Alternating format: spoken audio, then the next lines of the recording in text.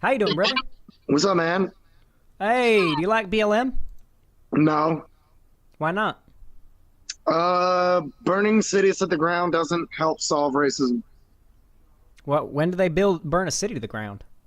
What city did they All, burn down? what was it, like the summer of 2020 or the summer of 2021? They called it, the liberals called it the summer of love, while entire buildings were getting burned to the ground. You didn't know about this? Like in I, Kenosha I I and thought you said a city got burned down. Which city got burned down? do you hear about Portland, Oregon? They Portland still exists. I like. Yeah, but I mean, it was burnt to the ground, but they established like what's called the chop zone for a while, where they essentially like burned a bunch of shit to the ground. They rioted, and then the police, completely ignored them. And then they like built their own city for a while, and then I think the National Guard came in later and all that kind of shit. But you take like, Wait, do you know Kyle Rittenhouse? no, I've never heard of Kyle. Wait, what do you mean they like built a city? No, they didn't build a city. I see what you're saying. Yeah, what they did was they created like an autonomous zone, right? Oh, So they like established their own like socialist government or whatever. Basically, yeah, you should go look it up. Just look up the chop zone. I wait, think is what it's called. wait. But I guess wait, was it like a real what did they what socialist government did they have? What's Well, socialism about? what it was it wasn't even necessarily a government. It was a bunch of kids, college kids or whatever, just getting angry at police, and they ended up running the police out, and they ended up building walls. So like the left has this argument that like, okay, walls are racist and walls are evil, but then the first thing they did when the left took over was build walls around Portland. The first thing they say guns are evil, we should get rid of guns, but the first thing they did was start handing guns out to people to fend off against cops. So Doesn't I don't know a ton about it because I'm not super political myself, but right. didn't like Marx say something along the lines of under no circumstances should the proletariat be unarmed? Because I believe Marx himself believed in the arming of the workers and the arming of just the people of this world in order to be able to fight against tyranny. Yeah, of course. Well, I mean, Marx, obviously, there was a different time. The communists back then are different than the communists now. It was a different time. It was a different kind. It was a different kind of thing. I'm not a communist, but I would agree with that. That well, yeah, of course, if there's going to be a powerful establishment, then the people need to be armed. In case of whatever it's going to be. But these people are new commies. They're not like the old commies. They don't believe in like the old guard. Like for example, communism had a thing where it was basically like, they believed that if you were rich, you were an evil person, and if you were poor, you were a good person. That was the simplified version of communism. But nowadays, they do it by race, not necessarily class. So if you're white, you're the privileged class, and if you're non-white, then you're the underprivileged class. But it's all communism. But the establishment. I'm curious. I'm curious because I hear it a lot. What is communism and what is socialism, and are they different? Oh man, that's a really good question, and it's very hard to explain. They are similar. They're not the same. They are similar. I'll put it to you like this. The easiest description is socialism is when they want to redistribute some of the money. Some, not all. Communism is when they want to redistribute all of it. So money? Yes, the money. Under it's a redistribution of wealth. Basically, take money from the upper classes to give to the lower classes. Oh, okay. For equality.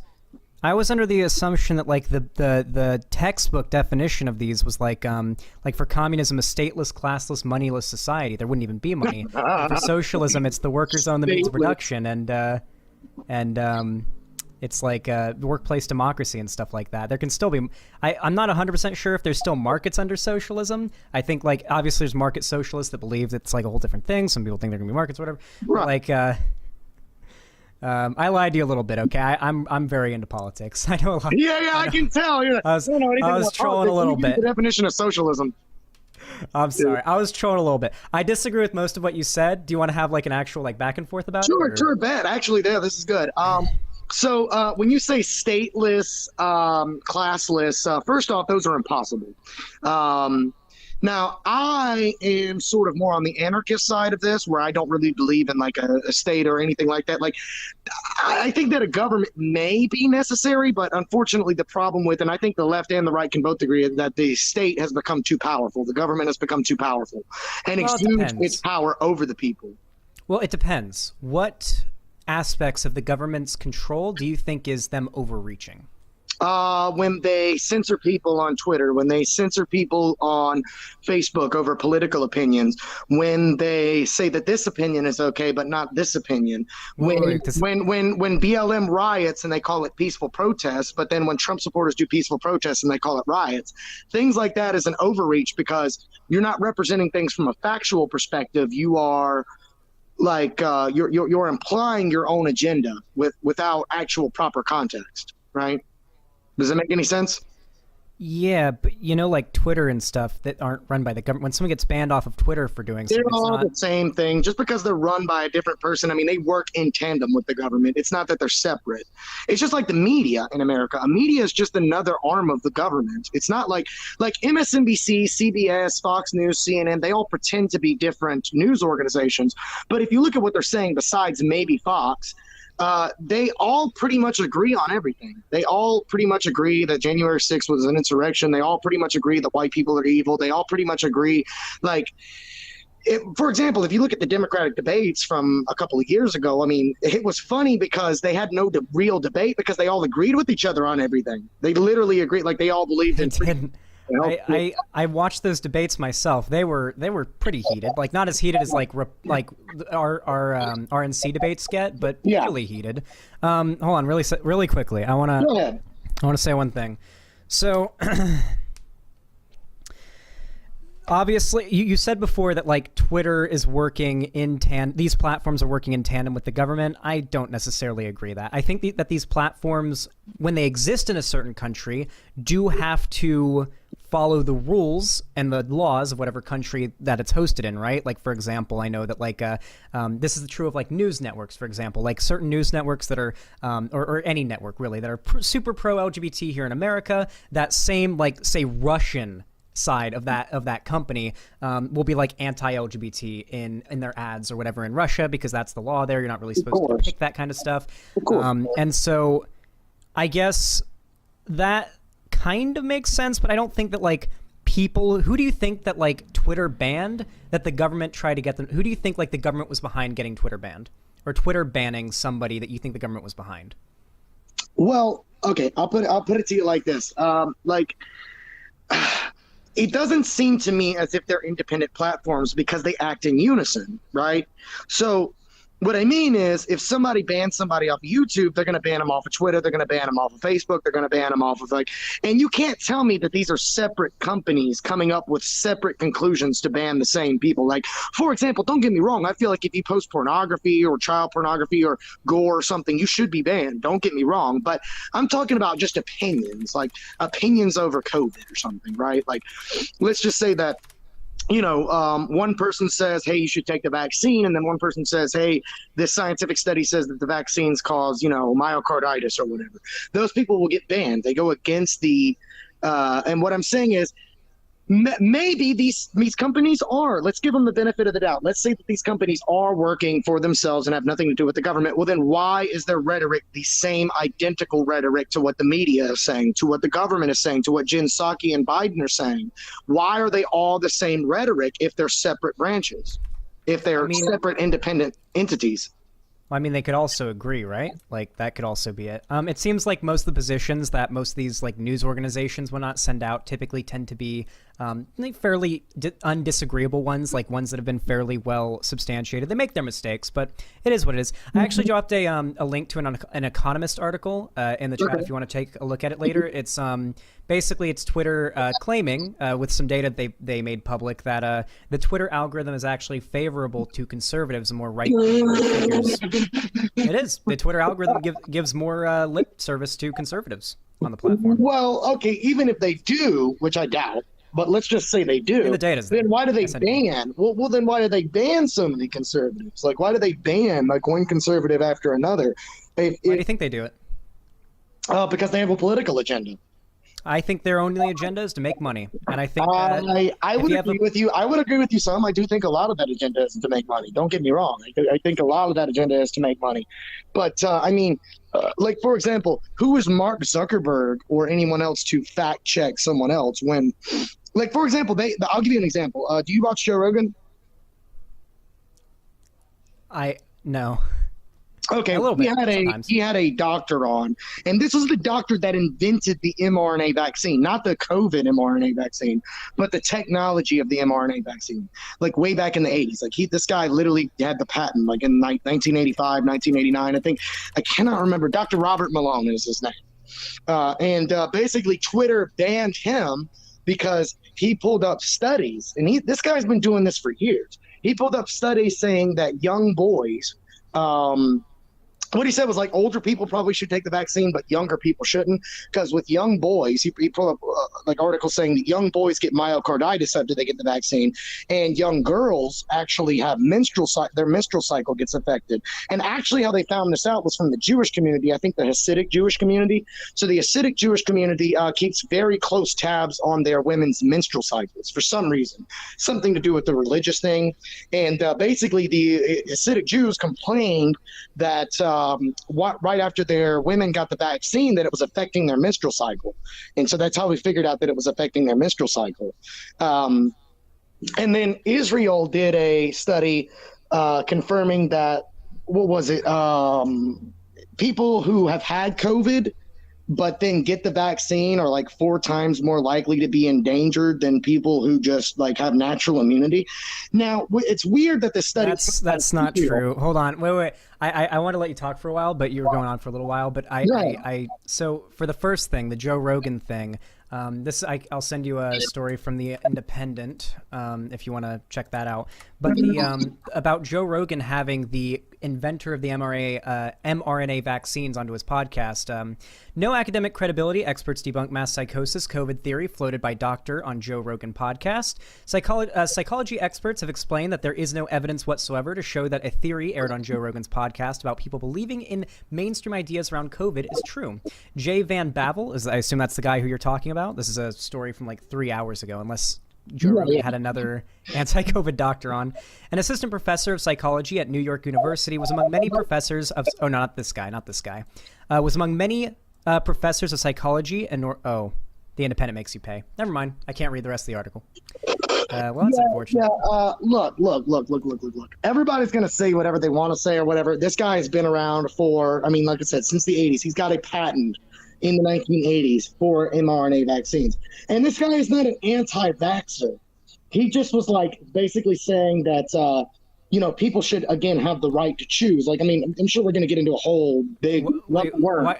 What cases are you aware of where a young man has had myocarditis after taking the vaccine? Because the only story I'm aware of was there's been like 2 or 3 young guys who engaged in extraneous exercising right after taking the vaccine. And when you get vaccinated, at least in my case, I don't know if I assume you didn't get vaccinated, but at least when I did, they were like, don't do too much like heavy athletic activity for the next few days. And they did a heavy athletic activity for the next following the vaccine. And there was like 2 people who got myocarditis, but it's not even fully connected to the vaccine. We don't even know for sure. Sure. Just like when they were giving the COVID statistics, and then we found out that the COVID statistics were fucked because basically hospitals were lying about who had COVID and who didn't because the government subsidizes people who have COVID. No. COVID was underreported. Right now, hospitals currently from unvaccinated people are like reaching capacity. Lots of hospitals across the country, across the world, are reaching capacity and aren't able to take in people who are sick from anything else because there's so many COVID patients there right now who refuse to get vaccinated.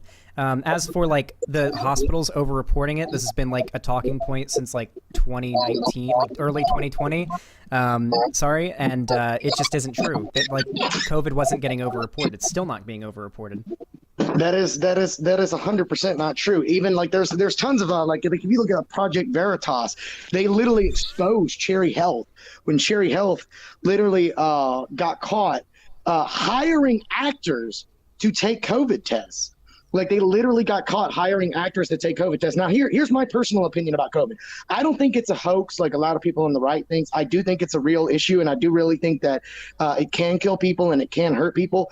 The issue I have is that a lot, like looking at all the evidence that we've looked at COVID, it doesn't really seem to affect young people. Young, healthy people seem to brush this thing off very easily. Older people seem to struggle with it.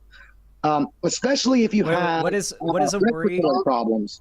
Sure. What is a worry that you might have when it comes to getting COVID? Also, I'll give you another example. Bob Saget just died recently after having his COVID booster shot. So my question is, if the vaccine is so good, why are so many people dying after getting the vaccine just weeks later? That's astonishing to me. Like what I'm saying is, if you take the vaccine, you're not supposed to get COVID, right? So why do so many people, Colin Powell? Wait, hold on. Wait. The COVID vaccine doesn't keep you from getting COVID. You can still get COVID if you get vaccinated. That's why booster shots are coming out right now. And even the booster shots, nothing gives you 100. You literally can't. There's no such thing as 100% coverage from COVID. If you want to get the best possible coverage from COVID, the best way to do it is to be vaccinated and to get natural immunity from having COVID. But the whole point of getting vaccinated and getting natural immunity is to not get COVID. The main concern for young people when it comes to getting COVID is that we aren't entirely sure what getting COVID is going to do to young people in the long term. We know that there is serious blood and heart damage that's caused by getting COVID regardless of your age. That's the main concern. Kids may be able to kick COVID like it's the flu. We don't know if kids are going to end up having serious heart conditions and blood diseases in the future due to their having gotten COVID previously. But also, I would argue that same argument about the vaccines. We don't know if these vaccines are going to have detrimental side effects years later. I'll give you an example. So, for example, Ritalin, Adderall. So I've got ADHD, so I was prescribed Adderall or whatever, right?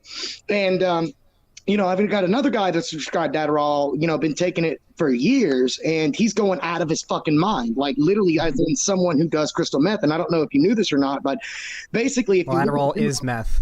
It is meth, exactly. Yeah. But he's exuding brain problems as if someone who has meth. Like he's thinking people are out to kill him. He's thinking people are out to get him. Like he literally needs to be like institutionalized, Well, I'll say I'm going to preface this by saying the only qualifications I have in this field are AP psychology in high school.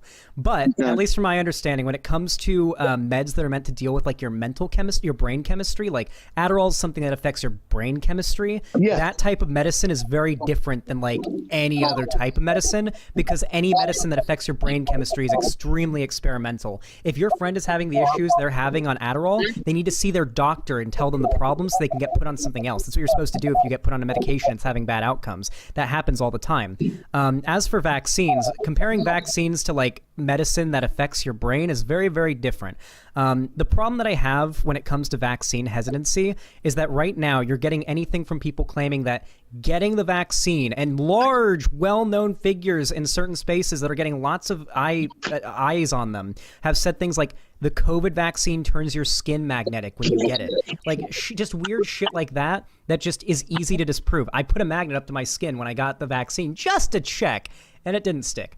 But like, I guess when you see anything from people claiming crazy shit like that too, well, we just don't know yet. I guess it worries me because I can understand being worried about like a medicine that just came out recently, and there hasn't been a lot of time to see the long-term effects and everything. Well, we rushed. Listen, can you not admit, and I'm sure you can at least admit, because we're obviously on opposite sides of the political aspect, which is fine, but I'm sure we can both agree that this vaccine was extremely rushed, right? Trump, the vaccine was developed under Trump. Trump was the one that was saying we're going to get a vaccine super quick. I don't know if you knew this or not, but the right is kind of canning Trump right now. I don't know if you knew that. Yeah. Oh, yeah. What did he do? Huge problems with him because of how much he promotes the vaccine. Like, I'll put it to you like this: I'm not against the vaccine. I'm against people forcing people to take it. I think that if you wish to take the vaccine, that is up to your choice. I'm not an anti-vaxxer, but I am a pro-choice person. I'm somebody who's, I believe that, in bodily autonomy, like you should be able to choose what should go into your body, and you shouldn't have it forced down your throat. If you don't want to take it, you don't want to take it. And if you die from COVID, that should be your personal thing. And I know there's an argument to say, well, what about if you infect other people? It's like, okay, I can understand that argument to a thing, but here's the issue. If you are in one of these, what I would consider high risk groups, like you're older, you're overweight, you're unhealthy, I would recommend that these people stay inside and that these people, try to stay away from the vaccine. But as far as if you're young, healthy, in shape, drink water, eat good foods, you got a good diet, I think that you'll be fine, because this isn't even close to the Black Death. Like, they keep comparing it to the plague when it's not even close. The plague killed 1/3 of Europe's population within, I think, months. It could have been a year, so I can't remember because it's years when I looked this up, but basically it wiped out a large swath of the population very quickly. And that did not happen with COVID. I mean, don't get me wrong, you had a lot of old people die, you have a lot of overweight people die, but in Mississippi, where I'm, I don't know many people at all that have died from COVID, except for people over 50. I guess what troubles me is that, so the comparison that you made there, or like the refutation of the comparison, isn't very good. One, the reason why the Black Death was able to wipe out an entire third of Europe's population was because of a few main reasons. One, we need, like, literally the Black Plague can be cured by antibiotics. It's penicillin's the cure for the Black Plague. We didn't have that back then. This is hundreds of years ago. We did not have nearly the level of which is one of the few medicines I'm in favor that we have now. Is penicillin and antibacterial. I think those are good medicines. But I am skeptical of the medical thing, and I think the left is too. Like the pharmaceutical companies, the left always complains about them. Yeah, like insulin being unaffordable and shit like that. I guess, and I don't like the idea of medicine you need to live being commodified and something that you have to buy and make enough money to be able to afford. That's never good. And I don't like the pharmaceutical industry. I don't like big pharma. The issue that I have, I guess, is that... But that's fine. Pfizer's big pharma. Moderna's big pharma. I mean, all these people are pharma as well. But does anybody on the left who says that, like, it's bad that big pharma... Hold on. Wait.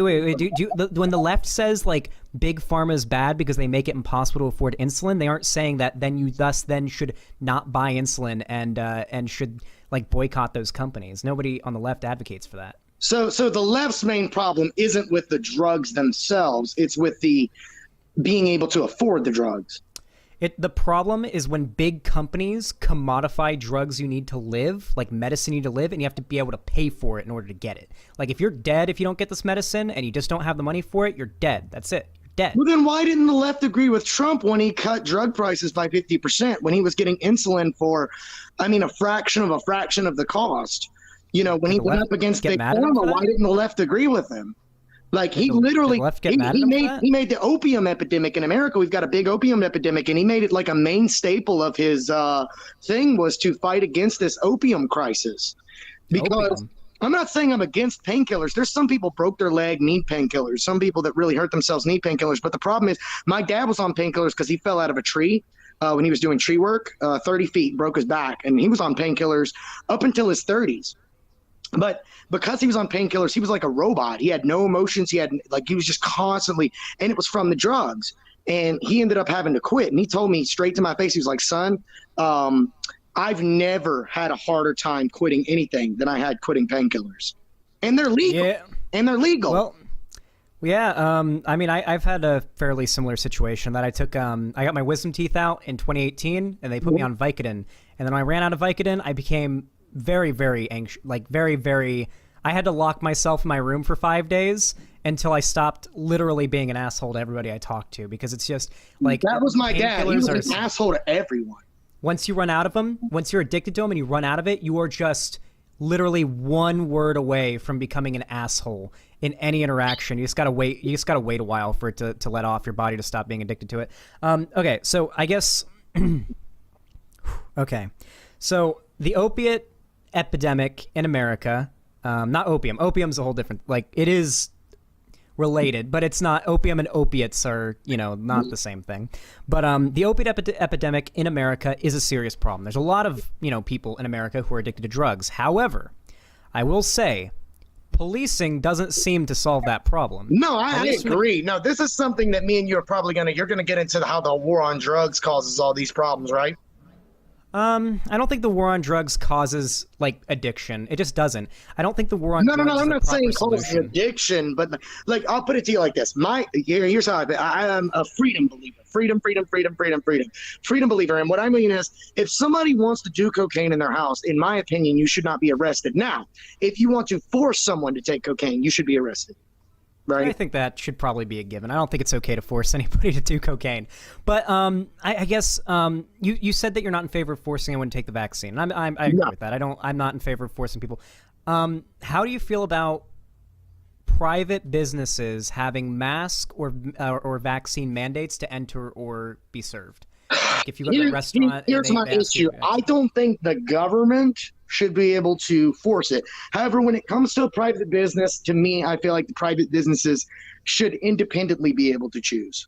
Right? Okay. So if there's a private business that says wear your masks, then I'll wear my mask. If there's a private business that says you don't have to wear the mask, then don't wear it. In Mississippi, we fell for the whole COVID spell for a long time, but eventually, like, no one wears masks anymore. No one cares.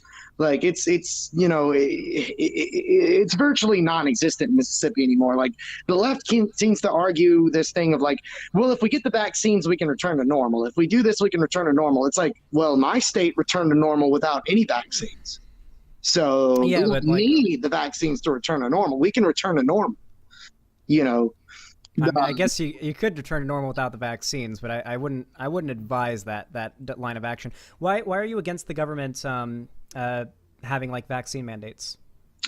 Because again, it conflicts with my idea of freedom. The freedom means freedom of speech, freedom to bear arms, freedom to have your opinion, freedom to have your religion, freedom to believe your own political opinions, freedom to take the vaccine, freedom to not take the vaccine.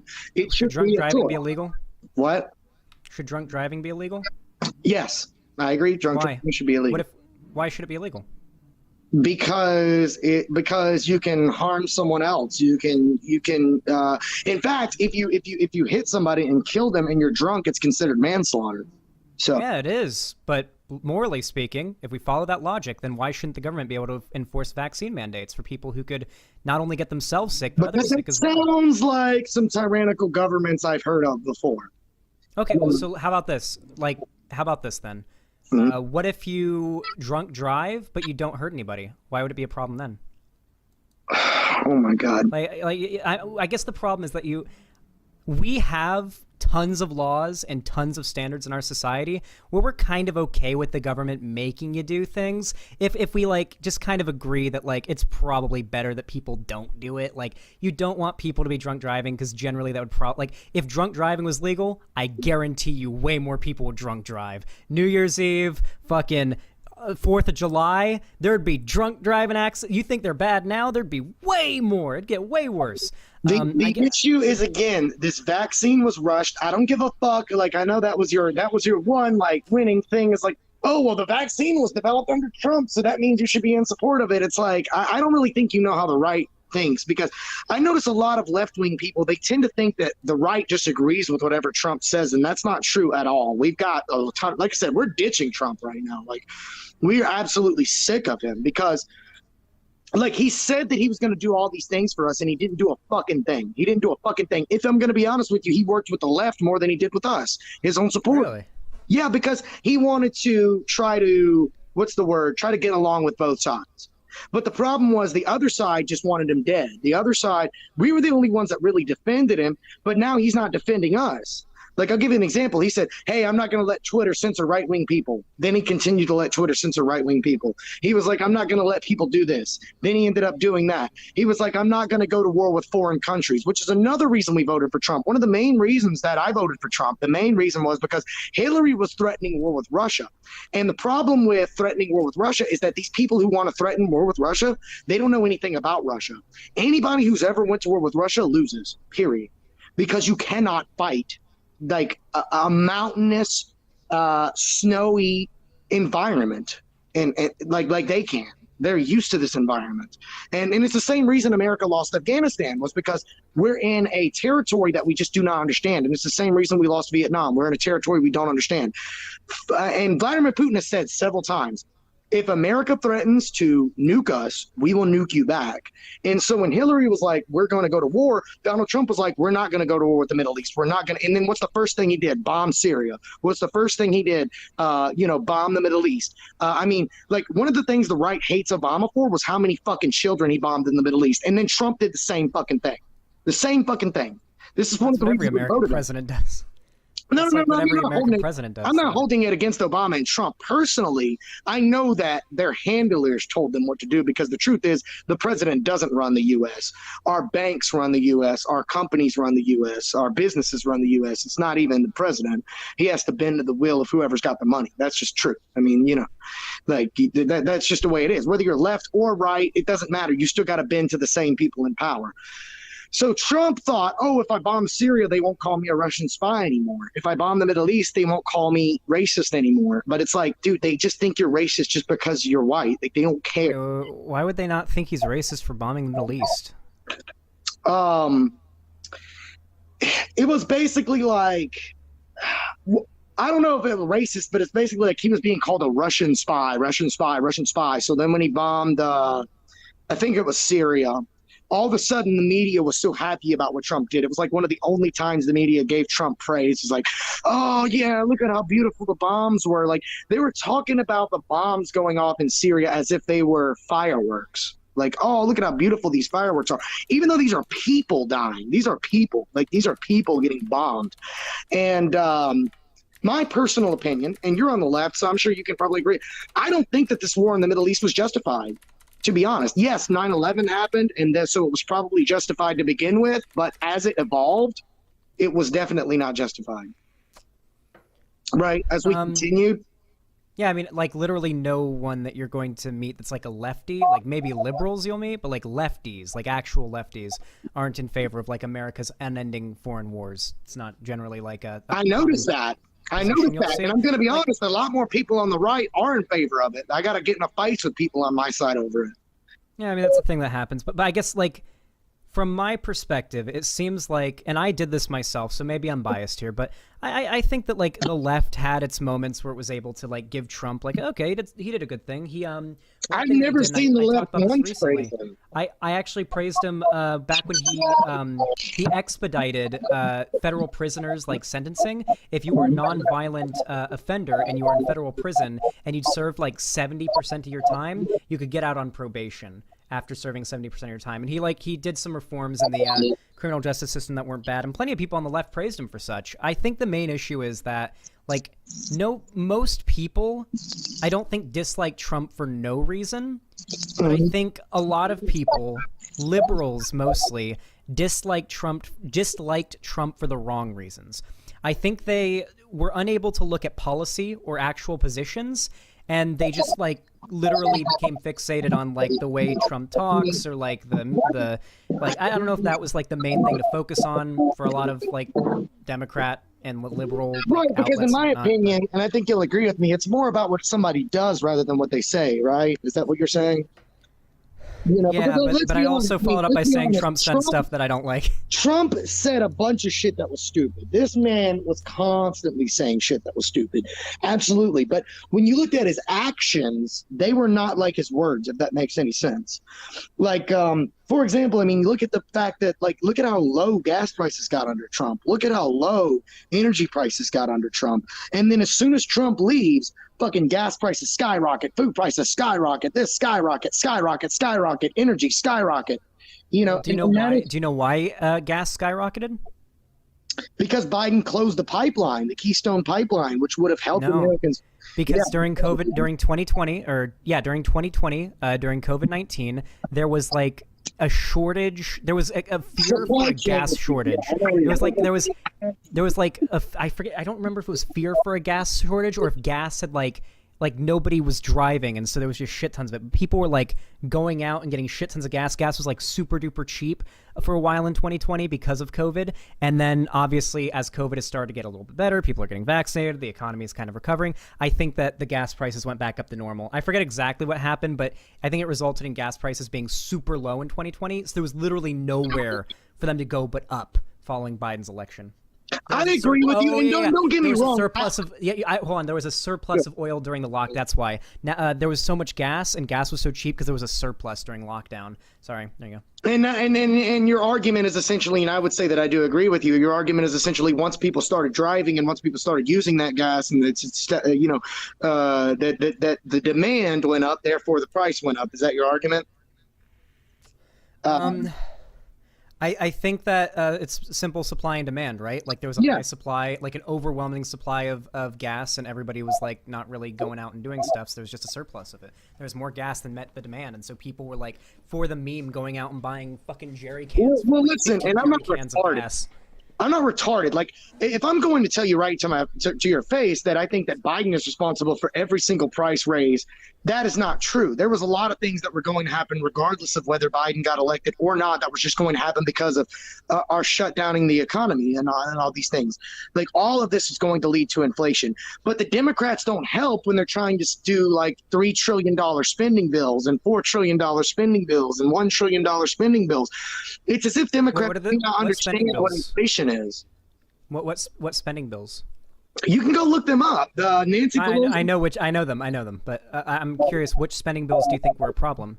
The one where they tried to do it was like a $3 trillion spending bill, and they worked it down to $1.075 trillion because Joe Manchin, a Democrat, said that he didn't want inflation to hit the American people or whatever, and he basically threatened to switch parties or whatever because, like, basically the left attacked him because he was essentially arguing that if we continue to spend this money, this is going to hurt Americans in the long run due to inflation, and the Democrats like, oh, it's not going to cause inflation, but it's as if the Democrats never learned from Weimar Germany. Like, for example, the only reason Hitler even became as powerful as he is was because during Weimar Germany, the Germans were starving. They were selling their daughters for sandwiches. Like, they were completely poor. So when somebody like Hitler comes up and says, hey, I'm going to take you out of this poverty, I'm going to do it, they're going to believe him no matter what he's saying, even if what he's saying is crazy.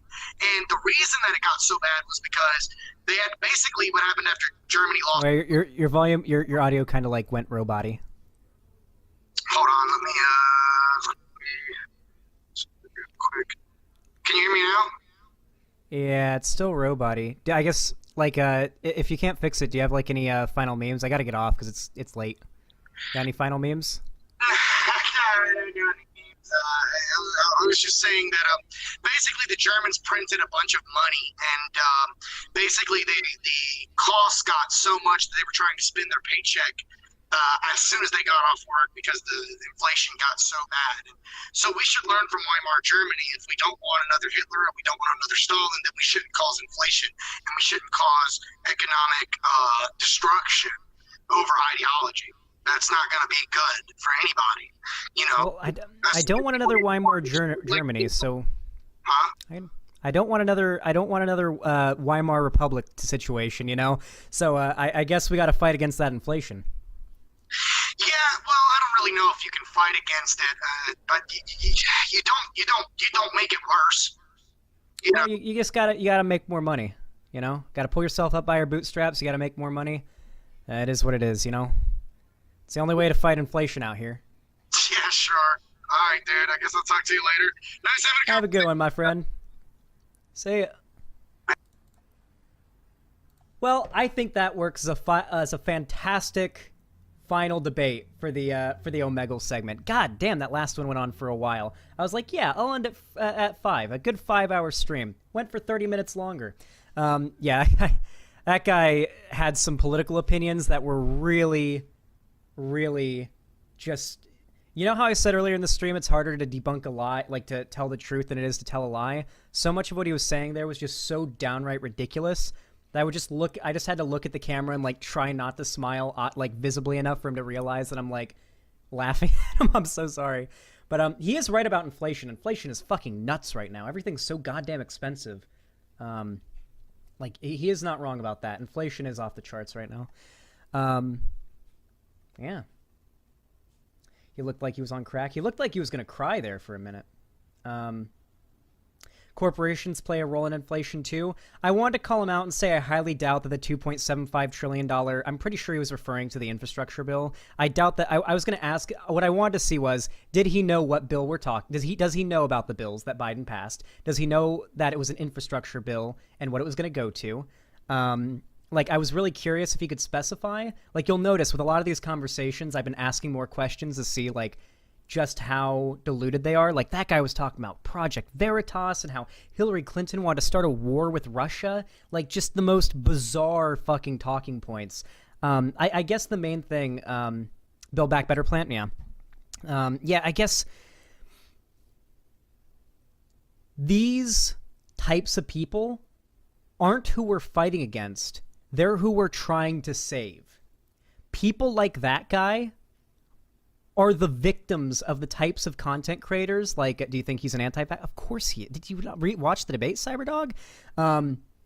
Yeah, like, anyway, like, these are the people we're trying to save, right? Like, this type of content, the type of content we react to on the stream, that we debunk, that we respond to and everything, those people are victims of the propaganda that guy has been a victim of as well, okay? That guy's a victim of probably a whole lifetime's worth of propaganda that's probably been pumped into his brain since he was old enough to talk, perhaps even earlier. God knows, maybe his mom had like one of those speakers on her stomach while she was pregnant and was playing Rush Limbaugh radio shows into that shit, you know? So the kid was, maybe it was like hearing Rush Limbaugh podcasts back in like in utero, you know? I don't know. Well, welcome to the American experience. If you enjoyed that segment, please consider leaving a like, subscribing, ring the bell icon, following my social media, linked down below. And of course, if you want to help me out financially so I can continue to put out the content that you guys so lovingly enjoy, as this is my full-time job, without your donations, I would be naked in the desert, covered in lizards, and starved to death. Consider donating. It's always appreciated. Anyway, with all that said, thank you so much for watching. Have a good one.